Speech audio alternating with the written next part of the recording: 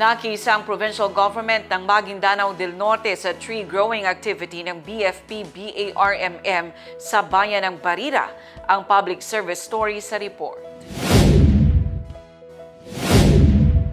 Matagumpay ang tree growing activity ng Bureau of Fire Protection BARM sa barangay Gadong, Barira nitong Abril 7.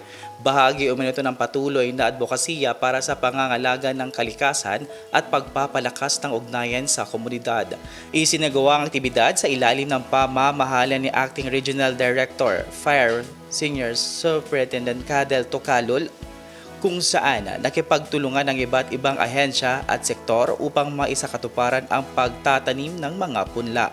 Nagbigay naman ng suporta ang Office of the Provincial Agriculturist Maguindanao del Norte sa pangunguna ni Provincial Agriculturist Sheila Abdulgani sa pamamagitan ng pamamahagi ng iba't ibang punla ng mahogani at star apple mula sa kanilang provincial nursery.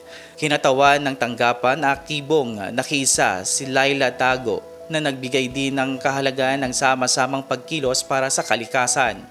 Dinaluhan ang aktibidad ng iba't ibang stakeholders kabilang ang Menro Barira, 1st Marine Brigade sa pamumuno ni First Lieutenant Jessica Kiling, LGU Barira, Sangguniang Kabataan ng Gadong at BLGU Gadong sa ilalim ng pamumuno ni Barangay Chairman Haron Dagalangit.